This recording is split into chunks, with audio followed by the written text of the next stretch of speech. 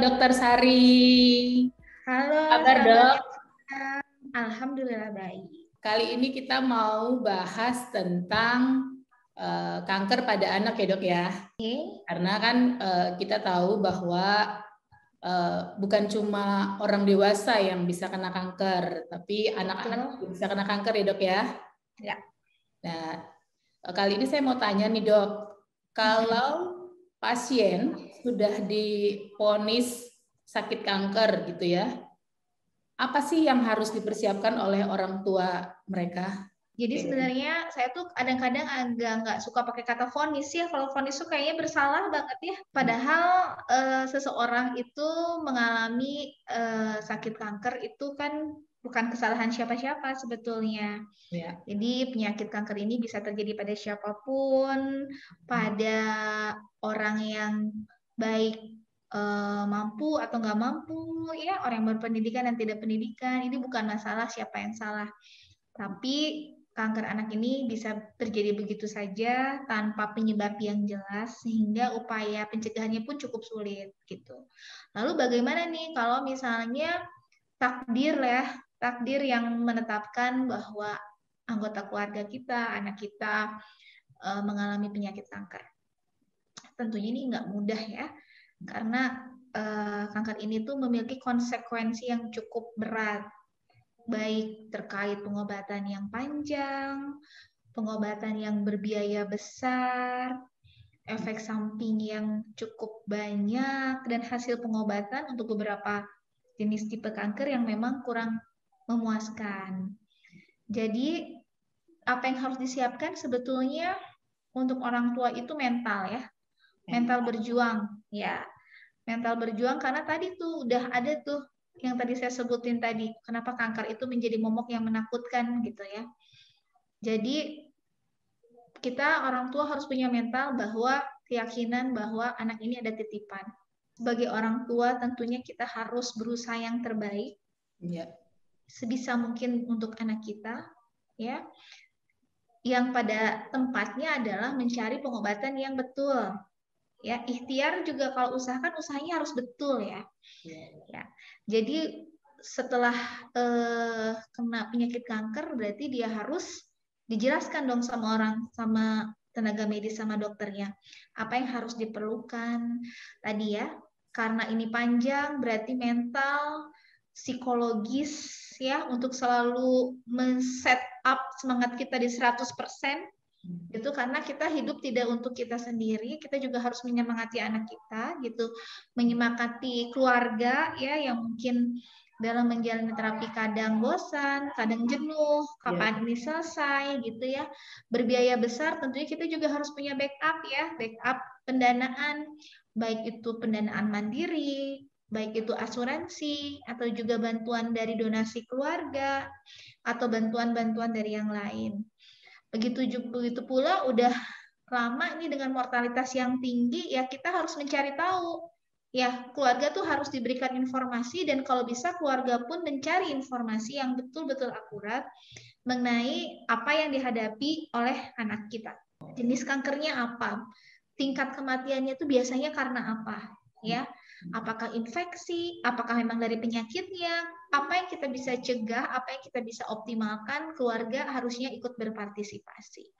Jadi apapun tentunya memang perlu waktu Kak Esther. Jadi kadang-kadang ketika keluarga kita kena kanker mungkin kita perlu waktu untuk diam sejenak memikirkan apa yang terjadi. Mungkin kadang-kadang sedikit nggak sadar gitu ya, tapi please kembali ke dunia nyata bahwa kita harus move on. Dunia ini terus berjalan, ya enggak? Dan tentunya anak kita memerlukan suportif kita lebih dari yang lainnya. Jadi kita mesti persiapkan mental lebih dulu ya Dok? Ya, mental yang lebih dulu. Mental dan tergantung persiapan mental itu juga dipengaruhi oleh tingkat pengetahuan sebelumnya. Kadang-kadang kalau udah divonis, katakanlah, atau dinyatakan kankernya tergantung sampai dia datang ke kita itu dia udah melewati mana. Biasanya kalau udah rujukan dari 1 ke B, B ke C, biasanya tuh udah mulai kebayang ini apa yang dihadapi. Tapi emang yang agak shock itu misalnya kalau dia baru cepet gitu prosesnya ya. kayaknya minggu kemarin anak kita nggak apa-apa, kemudian seminggu atau 2 minggu kemudian ternyata mau dikata apa, memang ternyata dia mengalami kanker. Tentunya akan ada perbedaan antara dua kondisi ini, dan mungkin nanti dokter yang menangani memiliki keterampilan bagaimana memanage atau mengontrol atau mengendalikan situasi-situasi yang berbeda ini. Jadi selain mental, setelah orang tua mempersiapkan hati ya, terutama ya, damai dengan diri sendiri, tidak larut dalam kesedihan, kemudian memotivasi anak, dan yang terpenting lagi adalah asuransi ya dok ya, pelayanan BPJS mungkin saat ini ya, asuransi atau memang backup pendanaan keluarga ya, karena tadi kan kanker, apapun jenis kankernya pembiayaannya cukup berat ya.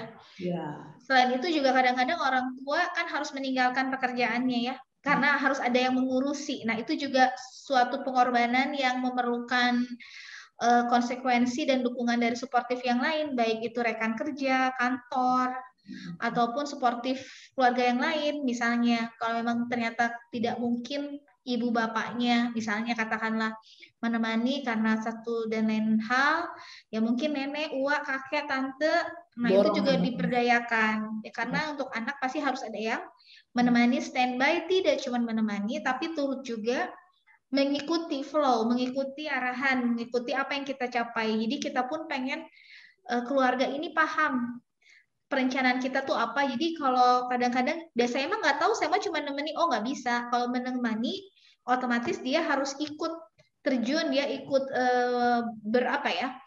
berbaur gitu ya dengan semua pengobatan yang direncanakan untuk anak kita. Jadi setelah mental, setelah punya kartu BPJS, maka dibutuhkan dukungan anggota keluarga besar ya dok ya. Jadi kalau sudah didiagnosa kanker, tolong jangan diperlambat lagi, jangan diperlama lagi, diskusinya jangan terlalu lama, sehingga harus segera dibawa ke rumah sakit, begitu ya dok ya? Iya, betul. Karena kita ini di masyarakat kita ini seperti itu biasanya ya dok, kalau begitu dengar anak sakit tuh semua anggota keluarga tuh diborong semuanya ya dok. Ya tetap kan, jadi satu kali. Jadi kalau kadang-kadang kan dokter di kita juga kan cukup sibuk ya. Kadang-kadang kita juga kalau diminta untuk inform konsen berulang, itu juga ya kalau kitanya memang energi kita masih ada, kadang-kadang kita boleh aja. Tapi kadang-kadang juga ke dokter punya keterbatasan fisik, keterbatasan waktu. Jadi memang kita fokuskan kalau menginform konsen atau mengedukasi keluarga, kita fokuskan ke ayah ibu yang memiliki hubungan langsung. Ya. Jadi keluarga inti dulu ya. Ya, keluarga inti. Ya, karena mau tidak mau bapak dan ibu yang memiliki wewenang untuk memutuskan. Walaupun di kita memiliki kebiasaan bahwa keputusan terkadang itu adalah keputusan keluarga besar. Nah, itu tapi ini hanya 1 dan 2 case. Jadi tergantung sih. Kalau memang waktu memungkinkan, kita akan sangat dengan terbuka untuk menjelaskan. Tapi kalau misal demikian, mohon ya memang dari awal menjelaskannya ke 3 orang langsung gitu. Jangan kita udah 2 orang, aduh dok ini uaknya, aduh dok ini omnya, aduh dok ini neneknya. Nah, itu kadang-kadang kita juga ingin menjelaskan, tapi kadang-kadang kita pengertian itu kadang-kala sulit diterima masyarakat tuh dok. Kenapa harus kanker tuh segera ditangani? Kenapa gitu? Ya karena kanker itu memiliki komplikasi ini. Jadi kalau penyakit itu ada penyakit utamanya, ada penyakit komplikasinya ya. Jadi artinya udah ada penyebaran, udah semakin rumit.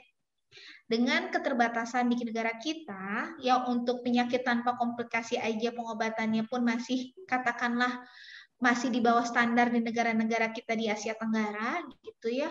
Apalagi kalau sudah ada komplikasi itu akan memperlama gitu. Karena kadang-kadang kita sibuk mengobati komplikasinya belum sampai ke penyakit utamanya. Jadi mengapa kanker harus ditemukan ya? Memang agak susah kalau kata-kata dideteksi ya. Karena tadi seperti saya bilang kanker itu bisa terjadi kapan saja, pada siapa saja, di mana saja gitu ya. Jadi jangan memperlama dengan datang dengan komplikasi gitu. Nah, kadang-kadang ada juga yang memang komplikasi atau penyakit itu sedemikian cepat ya Kak berkembangnya gitu, sehingga memang datang sudah dalam kondisi berat gitu. Tapi untuk penyakit-penyakit yang lain ya umumnya sejalan dengan alur penyakit yang lain ya. Artinya penyakit itu pasti muncul awalnya ya masih kecil, nanti lama-lama besar gitu. Nah, kalau misalnya dia datang dengan kondisi lanjut, tentunya usaha untuk mengobatinya itu akan lebih kompleks gitu. Karena kita harus mengobati komplikasinya, kita harus mengobati penyakit utamanya. Dokter yang berperan pun tadinya cuma 1 dokter, sekarang jadi 5 atau 6 dokter. Jadi kalau membawa pasien kanker dalam stadium yang lebih dini, tentunya sumber daya yang digunakan untuk menangani pasiennya akan lebih mudah katakanlah. Walaupun tidak 100% ya Kak, seperti itu. Tapi umumnya demikian. Jadi pada kasus-kasus yang stadium lebih ringan, stadium yang lebih dini, pengobatannya akan lebih tertuju pada penyakit utamanya sehingga lebih cepat dan mudah-mudahan angka harapan hidupnya akan lebih baik. Para pemirsa Anyoers, Anyolover, Anyoid dan lain sebagainya. Jadi sebagai tanda dukungan kita untuk pasien-pasien kanker yang saat ini sedang menjalani terapi dan yang ya untuk ya kita nggak pernah bohong ya pasti ada pasien-pasien baru ya yang terdiagnosis. Ya kita sebagai yang masih sehat dan tentunya ingin terus sehat ya Kak. Kita jangan pernah ngerasa apa yang kita keluarkan untuk BPJS itu tidak berguna. Justru dengan kita sehat, kita memberikan kontribusi untuk yang sakit.